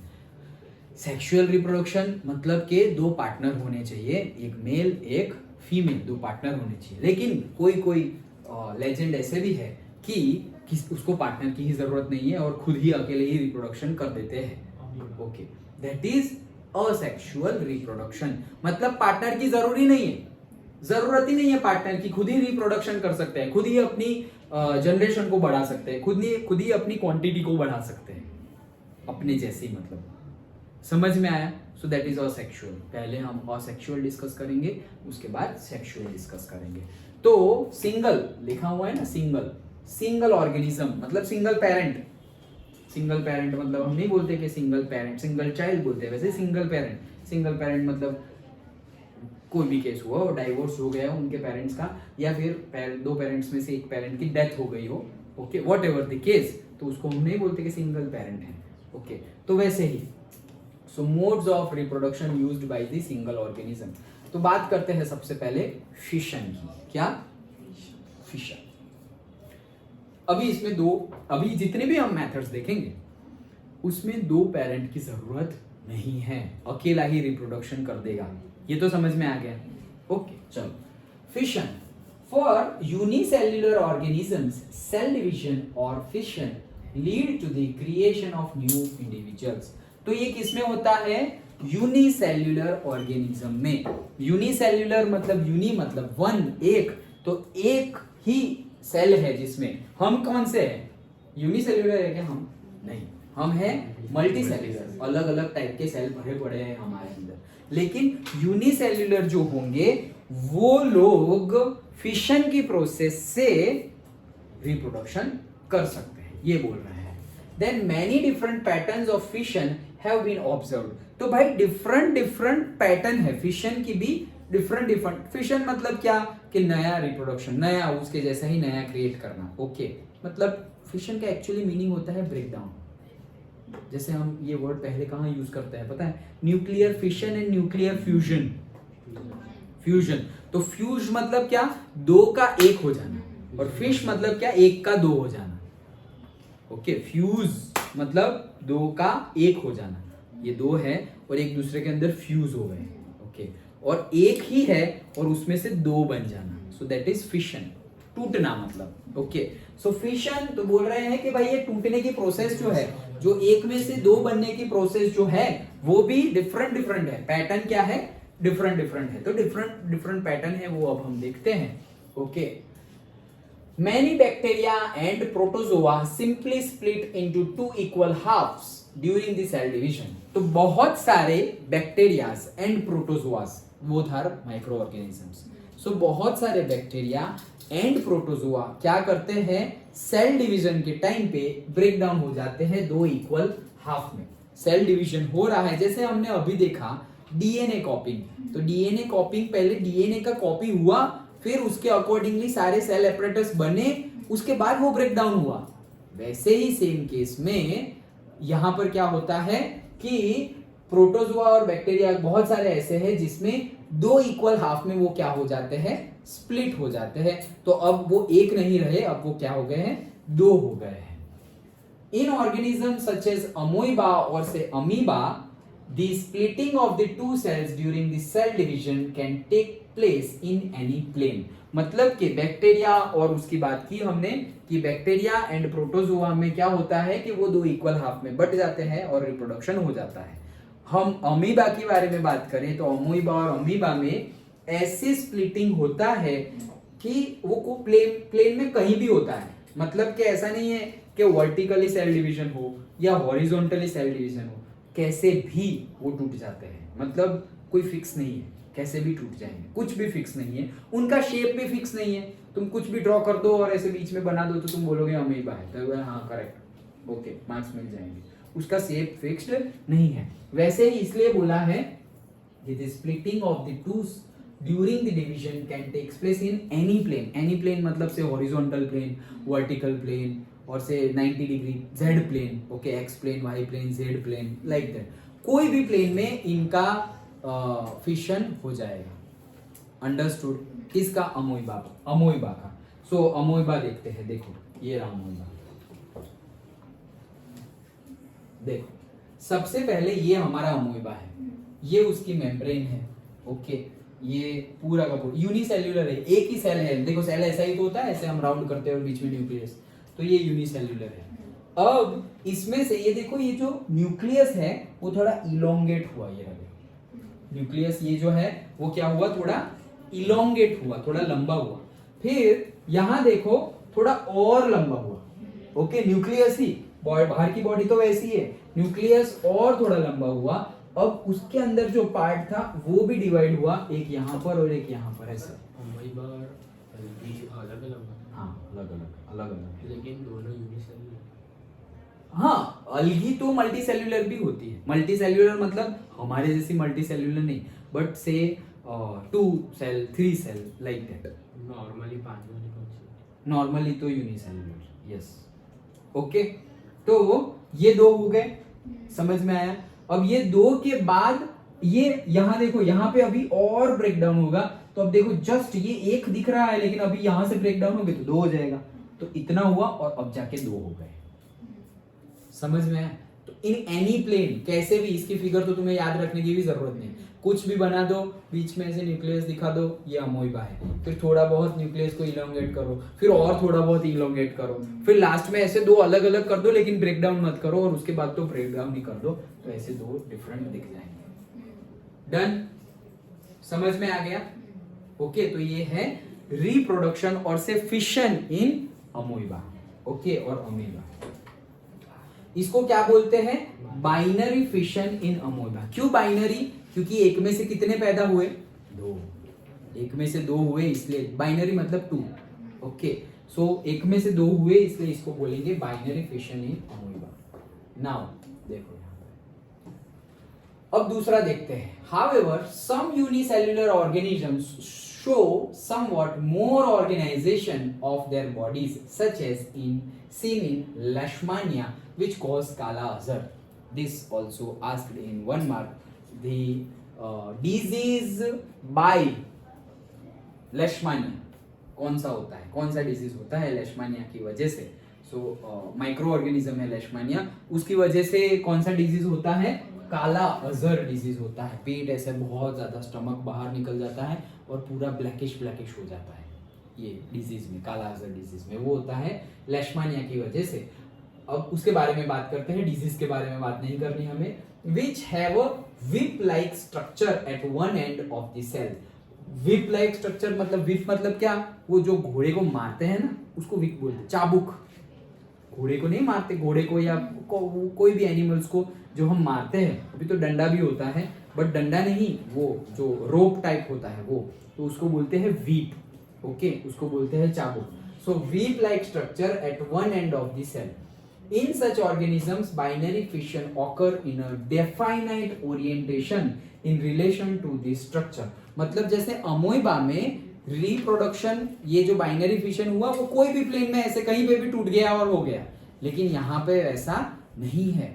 एकदम अच्छे से वेल डिफाइंड ओरिएंटेशन में फिशन होगा. देखो अब यहाँ हम आगे देखते हैं. Other single celled organism such as malaria. Malaria का बाद में देखते हैं, यहां तक देख लिया, बस इतना ही था. क्या? लेशमानिया. तो लेशमानिया में क्या हो रहा है? अब देखो बाइनरी फिशन इन लेशमानिया. तो देखो सबसे पहले ये है हमारे पास लेशमानिया, ये है वीप, ये वीप है, ये समझ में आया? ये वीप है, वो चाबुक. ओके, ये वीप ये रहा, और यहां पर ये न्यूक्लियस है. डन. अब क्या हो रहा है? देखो उसमें क्या हो रहा था कि जो न्यूक्लियस है वो इलोंगेट हो रहा था. यहाँ पर भी वैसा ही होगा, लेकिन थोड़ा बहुत अलग से. देखो ये है न्यूक्लियस, तो यहाँ पे एक दूसरी विप जनरेट हो गई. दूसरी विप देखो, इसमें और इसमें डिफरेंस क्या है? ये विप आ गई. ओके, अब ये दूसरी विप तो आ गई, यहाँ पे एक न्यूक्लियस की जगह अब 2 न्यूक्लियस हो गए. मतलब यहाँ पे इलोंगेट हुआ और बन गया, ऐसा समझो. इलोंगेट हुआ न्यूक्लियस और यहाँ पे बन गया. अब 2 न्यूक्लियस है और 2 विप है. डन. मतलब जैसे कि हमारे चार हाथ हो गए, ओके, जस्ट समझाने के लिए बोल रहा हूँ, ओके, 4 हैंड्स, ओके, तो ये 2 हैंड्स अलग और दूसरे 2 हैंड्स अलग, लाइक दैट, वैसे तो एक वीप और एक एक्स्ट्रा वीप, एक न्यूक्लियस और एक एक्स्ट्रा न्यूक्लियस। अब और आगे का केस देखो तो ये दोनों जो कनेक्टेड थे न्यूक्लियस वो दोनों अलग अलग हो गए, इसकी भी लेंथ बढ़ गई वीप की, ओके। और आगे देखे ये फिगर तुम ड्रॉ करो तो क्या चेंज लाना है दूसरी फिगर में, इसीलिए डिस्कस कर रहा है, ओके। अब देखो ये नीचे से ऐसे just like break, just like tear apart होता है, क्या होता है, टीयर अपार्ट, मतलब जस्ट लाइक फट जाना, ओके।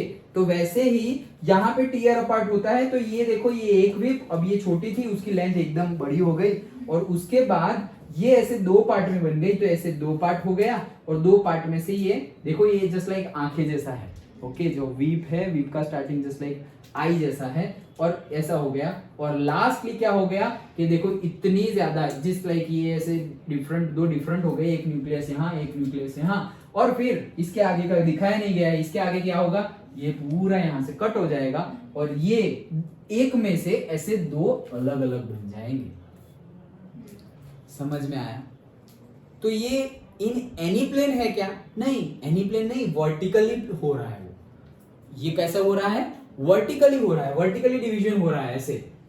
सर ये बीच में सब बोले ऐसा वो न्यूक्लियस, हाँ, समझ में आया?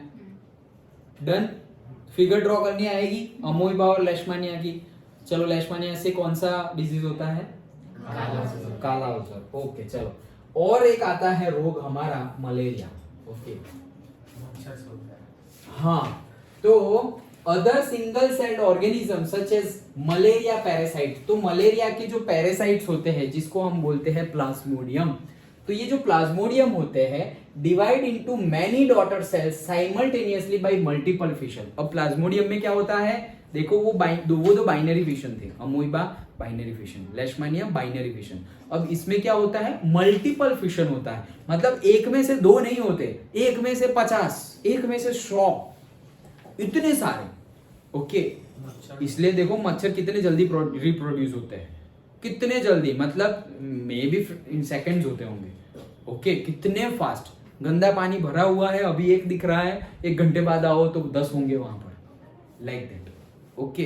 तो होता क्या है, सेम, पहले तो नाम याद रख लेना, प्लाज्मोडियम, माइक्रो ऑर्गेनिज्म का नाम क्या है, प्लाज्मोडियम। डिजीज का नाम क्या है, मलेरिया। प्लाज्मोडियम से होता है मलेरिया। अब प्लाज्मोडियम अपने आप को क्या करता है, रिप्रोड्यूस करता है। रिप्रोड्यूस कैसे करता है, फिशन से। कौन से फिशन से, मल्टीपल फिशन से, मतलब एक में से 2 नहीं हो रहा है, एक में से बहुत ज्यादा बन रहा है।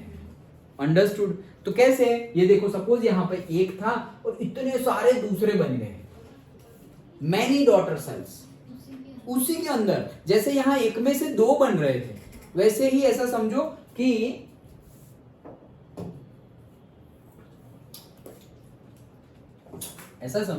ये हमारा न्यूक्लियस है, मतलब ये पूरा सेल है, तो ये एक में से सिर्फ 2 बन रहे हैं ऐसे, और ये टूट के ऐसे 2 बन गया।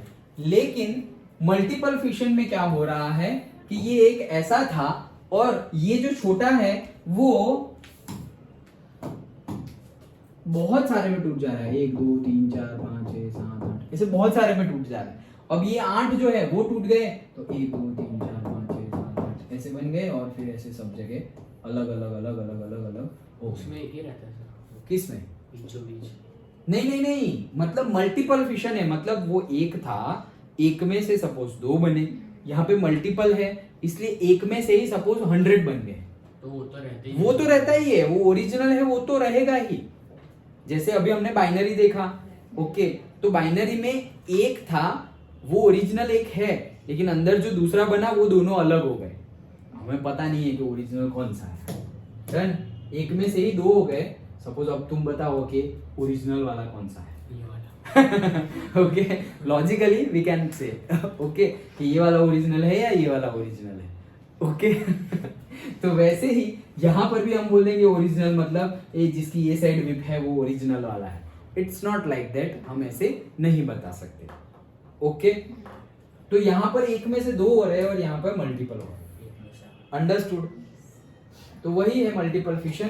अब और एक next, yeast on the other hand can put out small buds that separate and grow further as we saw in activity 7.1. वो आगे एक्टिविटी गई, वो हम बाद में डिस्कस करेंगे. मतलब ईस्ट में क्या होता है, ईस्ट में क्या होता है, एक बर्ड बनता है. बर्ड मतलब एकदम छोटा वाला पार्ट, मतलब से इतना पार्ट. ओके, मतलब इतनी ज्यादा बॉडी. ये है ईस्ट, ये ईस्ट ही है, ये हाथ का ऊपर का सरफेस ईस्ट है, और ये ईस्ट के ऊपर इतू सा एकदम छोटा सा ये पार्ट है. ओके, शायद तुम्हें दिख भी नहीं रहा होगा, इतना. ओके, तो इसको बोलेंगे बर्ड.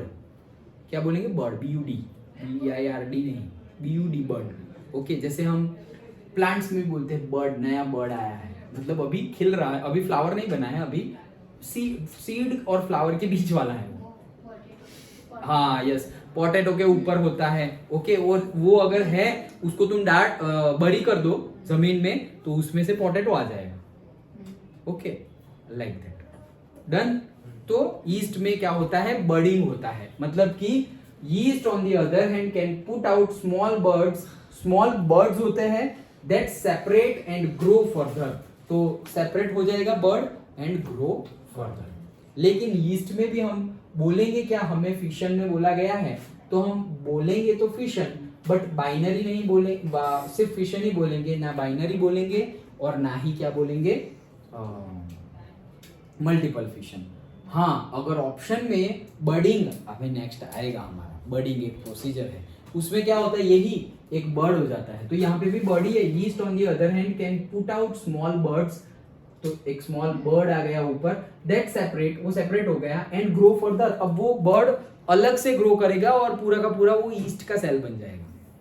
समझ में आ रहा है? ओके, सो ईस्ट को हम वैसे यहाँ पर रखेंगे नहीं, लेकिन रखा तो उसमें हम पर्टिकुलरली बाइनरी और ऐसा कुछ भी नहीं बोलेंगे. हाँ बोलो सर. तो मतलब अगर ये वाले जो मल्टीफ्यूजन वाले जो मच्छर होंगे वो काटेंगे तो मलेरिया होगा? नहीं नहीं नहीं, ऐसा नहीं. मल्टीफिशन वाले मलेरिया ऐसा नहीं. प्लाज्मोडियम जो होता है वो प्लाज्मोडियम ही मल्टीफिशन करता है. ओके, प्लाज्मोडियम के अंदर मल्टीप्लिकेशन होता है, और प्लाज्मोडियम होता है उसके अंदर, किसके अंदर? मॉस्किटो के अंदर. तो वो तो होगा ही, लेकिन वो पर्टिकुलर मॉस्किटो के अंदर प्लाज्मोडियम होता है, सबके अंदर नहीं होता है. तो इसीलिए मलेरिया सिर्फ वो मॉस्किटो काटे तो ही होगा, अदरवाइज नहीं होगा. सर, जिस मच्छर के अंदर प्लाज्मोडियम, हाँ सर वो डॉटर सेल्स ही क्यों? क्या क्या क्या? डॉटर सेल्स ही क्यों? डॉटर सेल्स मतलब फीमेल नहीं. ओके, डॉटर सेल्स मतलब नॉट फीमेल के सेंस में. डॉटर सेल्स मतलब ऑफस्प्रिंग, मतलब चाइल्ड. लेकिन टेक्निकल टर्म में पूरे चैप्टर में हमें डॉटर सेल्स ही बोलेंगे. डॉटर मतलब सन सेल ऐसा नहीं बोलेंगे. ओके, हमेशा डॉटर सेल बोलेंगे. तो डॉटर सेल मतलब क्या? कि ऑफस्प्रिंग, उनके child. Okay, that is daughter cell. Okay, हाँ, तो ये मेथड समझ में आ गई. एक मेथड हमने देखी, दैट इज फिशन. फिशन में तुम क्या क्या लिखोगे? पहले अमोइबा का लिखोगे. पहले तो इंट्रोडक्शन कि भाई ऐसे फिशन होता है, टूटने की प्रोसेस है. ओके, फिर डिफरेंट होता है. सिंगल पेरेंट है वो, किसी पार्टनर की जरूरत नहीं है. नया डिफरेंट मेथड्स है. ओके, तो वो हम डिफरेंट मेथड्स देखेंगे. अब उसमें फिशन, तो फिशन में हमें अमोइबा का एग्जांपल दिया, बाइनरी फिशन. देन लेशमानिया का एग्जांपल दिया, again binary fission. And then हम एग्जांपल देंगे प्लाज्मोडियम. ओके, इसके अंदर होगा मल्टीपल फिशन, और उससे होगा वो मलेरिया, और लेशमानिया से होगा वो kala azar. Okay, that's it. Done. Okay, चलो आगे. फ्रेगमेंटेशन क्या हो रहा है? फ्रेगमेंटेशन. ओके, तो फ्रेगमेंटेशन कैसे डिफरेंट है वो देखते हैं फिशन से. देखो, in multicellular organisms with relatively simple body organisation, simple reproductive methods can still work. तो सिंपल रिप्रोडक्शन मेथड भी काम हो जाती है. तो ये बहुत ज्यादा सिंपल है. कैसे सिंपल है? देखो, spirogyra for example, simply again micro organism. So Spirogyra For example, simply breaks up into smaller pieces upon maturation. These pieces or say fragmentation grow into new individuals. That's it. यही है हमारा क्या fragmentation. Fragmentation मतलब क्या, एक suppose पायरोगायरा एक उसका cell है, ओके. अब वो क्या करेगा, मैच्योर होगा. मैच्योर होगा मतलब कि उसकी मैच्योरेशन स्टेट आएगी with the passage of time. वो मैच्योर हो जाएगा, मैच्योर हो जाएगा, मैच्योर हो जाएगा. एक टाइम आएगा जब फुल्ली मैच्योर हो गया तो होगा क्या, वो अपने आप को तोड़ देगा. क्या कर देगा, अपने आप को तोड़ देगा. तो अपने आप को दो पार्ट में तोड़ दिया तो दो अलग अलग रिप्रोडक्शन हो गया. मतलब यही रिप्रोडक्शन हो गया फ्रेगमेंटेशन मतलब, ओके. जैसे कि ऐसा समझो कि छिपकली की अगर पूंछ काट दो, कट जाए बाय मिस्टेक, वो गिर जाएगी और नई पूंछ आ जाएगी उसको. ओके, देखा है तुमने. सर वो तो डरने से भी कटती है ना उसको. क्या करने से, वो डरती है तो कट वो डरती है और अगर मूवमेंट में कुछ ज्यादा उलट पुलट हो जाए कुछ तो कट जाती है. अदरवाइज सिर्फ डरने से आई डोंट नो. तो फिर से मतलब नहीं, वही वाला फिर से नहीं होता, नहीं आती है. एक्सटेंड होती है. अगर टूट गई मतलब तो फिर से वो लोग साथ में तो नहीं, साथ में फिर से वो लोग क्या, मतलब फिर से वो नहीं नहीं नहीं नहीं नहीं, ऐसा नहीं होता. मतलब कि ऐसा समझो कि ये है, ऐसा समझो ये हमारी से छिपकली है, उसकी बाई वॉट एवर वे उसकी पूंछ कट गई, उसकी टेल कट हो गई. अब नई टेल आएगी, वो टेल तो गई, वो जो कट गई वो टेल तो गई. तुम ऐसे कचरा मार दिया, स्वीपिंग कर दिया और वो अपने आप घूम रही है, थोड़े ही दिन में उसके पास नई टेल आ जाएगी. नया होता है. जैसे हमारा पेनक्रियाज होता है, ओके. जैसे हमने पढ़ा था ना कि जैसे हमारा पेनक्रियाज होता है, दैट पेनक्रियाज हमारा ग्रो करता है. मतलब तुम अपना हमारा पेनक्रियाज काट कर किसी का वर्क ना कर रहा हो, वहां पे इम्प्लांट कर दो तो हमारा भी ग्रो कर जाएगा. यहाँ पे काटा उतना और वहां पे काटा हुआ पार्ट वहां डाला तो वो वहां पर भी ग्रो कर देगा दूसरे की बॉडी में, वैसे ही. ओके, तो ये स्पाइरोगायरा समझ में आया. कुछ भी नहीं है, इसमें सिर्फ टूट जाता है. मतलब ऐसा समझो कि ये मैंने यहाँ उंगली काट के ऐसे करके फेंक दी तो वहां पे एक नया चिराग आ गया ऐसे. ओके, समझ में आया. सो क्या हुआ देखो, spirogyra for example simply breaks up into smaller pieces upon maturation. Maturation हो गए, वो मैच्योर हो गए तो अपने आप को स्मॉलर पीसेस में तोड़ देंगे. दो पीसेस नहीं, कितने भी हो सकते हैं. जिसके पीस हुए वो तो गया नहीं, वो तो गया. जैसा हम समझो कि मेरे 10 पार्ट हो गए तो 10 चिराग आ गए, लेकिन मैं ओरिजिनल चला गया, वो गया. ओके, मतलब एक हाथ काट दिया, यहाँ पे फेंका तो एक दूसरा, अब मेरे पास अभी हाथ नहीं है. ओके, फिर दूसरा यहाँ से भी काट दिया, वो भी डाल दिया तो दूसरा चिराग आ गया. स्पाइरोगायरा प्रोसेस का नाम है क्या? नहीं नहीं नहीं, ऑर्गेनिज्म का नाम है. मतलब कि यहाँ पर वो जो ओरिजिनल था, जैसे हम फिशन की बात कर रहे थे कि एक ओरिजिनल में से दो बनते थे, और यहाँ पे ओरिजिनल अपने आप को खत्म कर देता है. ओरिजिनल जैसा कुछ रहता ही नहीं. ऐसा समझो कि ओरिजिनल जैसा कुछ नहीं है, मतलब कि ये है ऐसा कुछ स्पाइरोगायरा, ऐसा समझो. ओके, तो से ये एक पार्ट, दो पार्ट, तीन पार्ट, चार पार्ट, तो ये 1 2 3 4 5, ये 5 पार्ट हो गए. अब ये 5 इंडिविजुअल हो गए हैं स्पाइरोगायरा. एक था, अब एक में से 5 बन गए, एक में से 5 बन गए. अब ये तो इतना सही है, ये ऐसा है.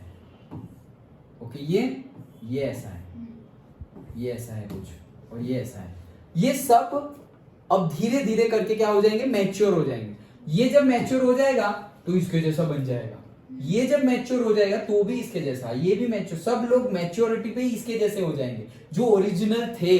मतलब मैच्योर होने पे सपोज पेरेंट जैसे हो जाएंगे, ऐसा बोल सकते हो. मतलब सर आपने जो आपकी उंगली काट कर फेंकी, हाँ, वापस पूरा आपके ऐसा बन जाएगा ऐसा. हाँ, लेकिन मेरी उंगली तो गई, यहाँ पे नया नहीं आने वाला कुछ, उतना तो गया ही. मतलब वो वापस नहीं आएगी. मेरी उंगली वापस नहीं आएगी, वहां से कोई नया आ जाएगा. समझ में आया? हाँ सोच लो, समझ में आ गया? ओके, यहाँ पे कुछ नया नहीं आ रहा है। मैं अपने आपको से 10 पार्ट्स में डिवाइड कर दूं तो 10 नए चिराग आ गए, लेकिन ओरिजिनल मेरे में ही तो डिवाइड हो गया। तो मैं कहाँ हूँ अब? मेरे में से तो वो 10 आए हुए हैं, इनपुट आउटपुट जैसे। समझ में आ गया? एक शुगर केन में से तुमने जूस निकाल लिया, अब तुम जूस पी गए, अब बोलो शुगर केन लाओ। शुगर केन कहाँ से लाए? वो तो गया, उसी का तो जूस निकाल के तुम्हें पिलाया था। समझ में आ गया? ओके हाँ।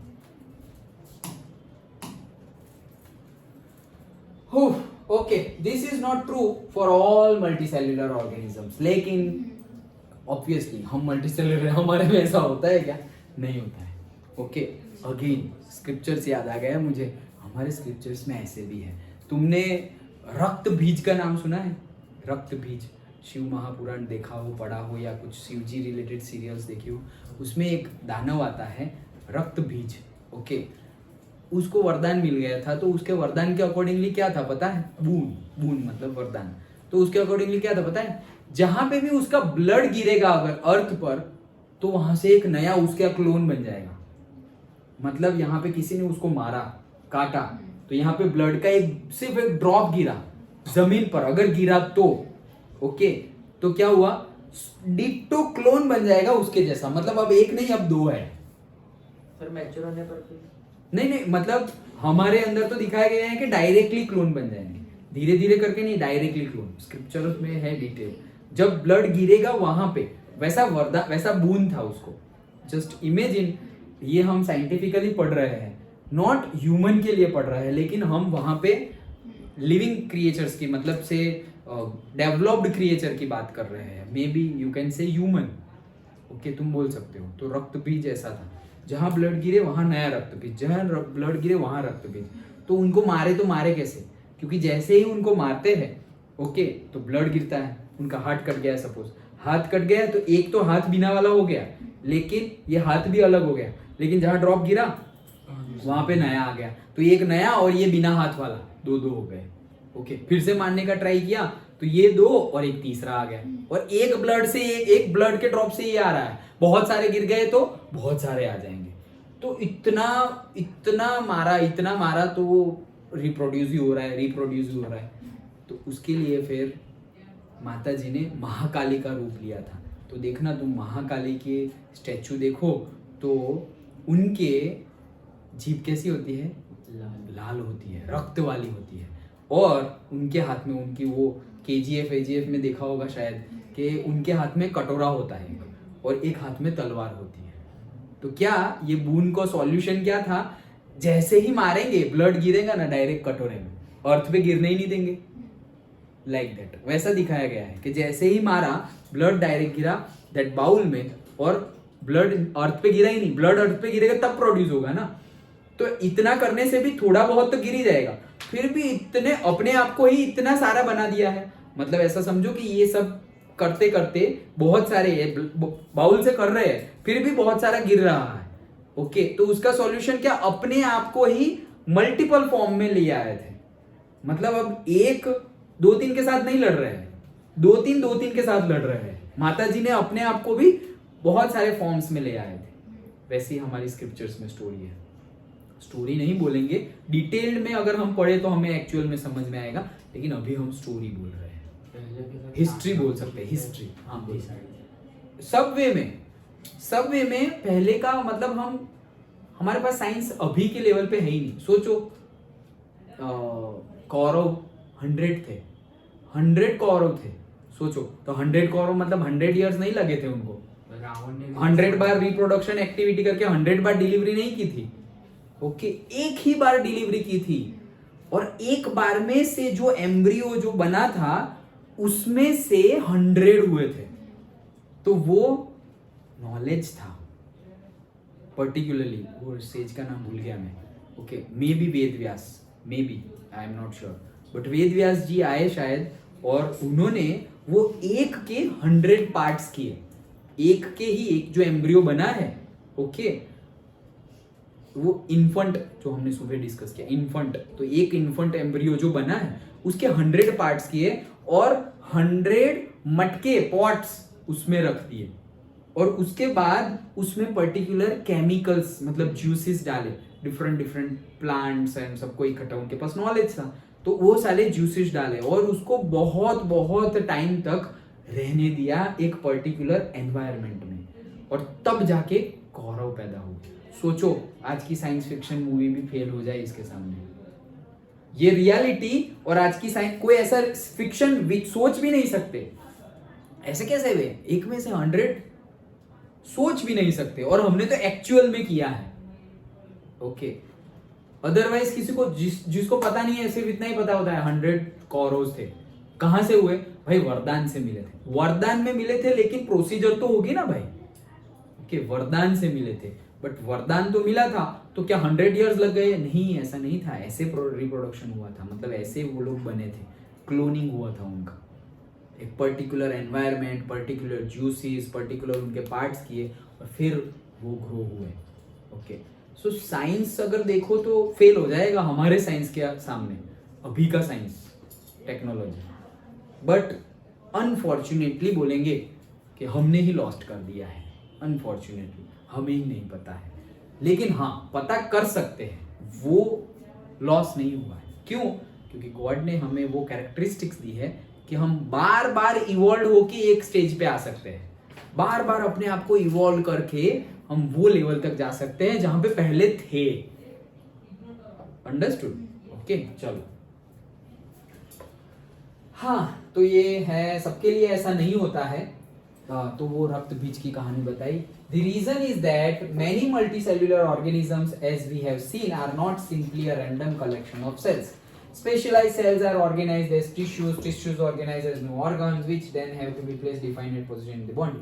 मतलब multicellular organism में एक ही सेल सब कुछ नहीं करता, सब फंक्शन करने के लिए अलग अलग सेल्स होते हैं, अलग अलग टिश्यूज होते हैं, अलग अलग ऑर्गन्स होते हैं, सभी फंक्शंस के लिए। ओके, इसीलिए मल्टीसेल्युलर बोल रहे हैं।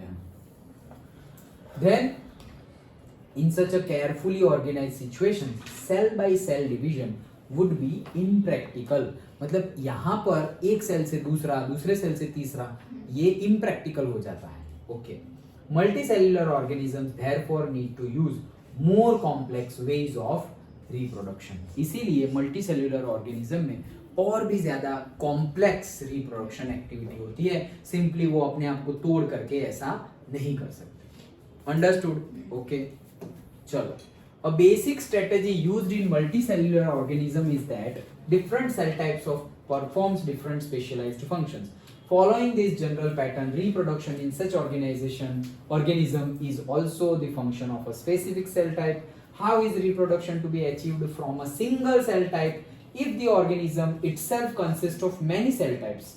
The answer is that there must be a single cell type in the organism that is capable of growing, proliferating and making other cell types under the right circumstances. मतलब क्या बोल रहे हैं कि जो मल्टी सेल्यूलर ऑर्गेनिजम्स थे उसमें ये जो हमने फिशन पढ़ा और फ्रेगमेंटेशन पढ़ा, ये ऐसी सिंपल मेथड से रिप्रोडक्शन होगा नहीं। Multi cellular that does not mean only human, बाकी भी सब है जो मल्टी सेल्यूलर है, तो उनके लिए पर्टिकुलर सेल डिवीजन होना चाहिए और पर्टिकुलर सेल डिवीजन में एक पर्टिकुलर मेथड होनी चाहिए जब, और ये डिवीजन के बाद वो एक एनवायरनमेंट मिले तभी वो रिप्रोडक्शन करे। ओके, मतलब एनवायरनमेंट मिले मतलब क्या, उसको पर्टिकुलर, जैसे कि हमारे ह्यूमन की बात करें तो ह्यूमन की बात करें तो टाइम पीरियड होता है ना कि पर्टिकुलरली सपोज स्पर्म और से एग मिलेंगे, वो एनवायरनमेंट उसको मिलेगा, पहले तो वो लोग मिले, ऐसा समझो ये जल्दी आ गया और ये लेट आया, एग लेट आया और स्पर्म पहले आ गया, और स्पर्म लेट आया, एग पहले आ गया, कोई फ्यूजन हुआ? ये फ्यूजन नहीं हुआ और कुछ भी नहीं होगा। सोचो कितना, मतलब हम ऐसा कुछ, जैसे हमने इसके पहले बायोलॉजी के चैप्टर्स पढ़े, हम ऐसा कोई मशीन नहीं बना सकते जो से रेस्पिरेशन, एक्सक्रीशन, ये वो सब कुछ ऐसा एग्जैक्ट करते रहे। वैसे हम रिप्रोडक्शन का भी कुछ, अभी हम रिप्रोडक्शन सब कर रहे हैं, अरे ह्यूमन क्या एनिमल्स भी कर रहे हैं, ओके, बट फिर भी हम ऐसा कुछ भी बना नहीं पाए हैं अब तक, ओके, कि ये लेवल की हाई एक्यूरेसी हो। भाई इतना कॉम्प्लिकेटेड, मतलब तुमने एक नई लाइफ बना दी, ओके नई लाइफ बनानी है ना. So by technology we are not, अब तक हमने कोई लाइफ बनाई नहीं है. अंडरस्टूड. ओके सो क्या हुआ?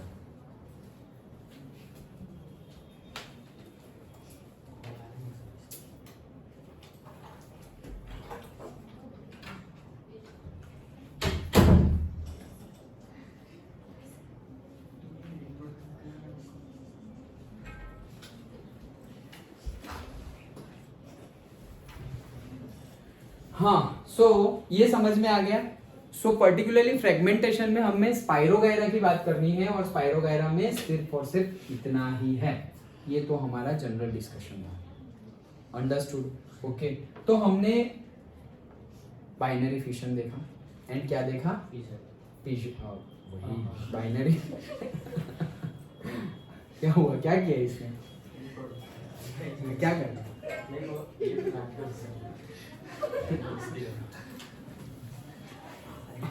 वो लोग ऐसे रिप्रोडक्शन नहीं करते. ठीक है. नहीं सर, ये क्रीपर ब्रांड है ना, इसका नाम है. अच्छा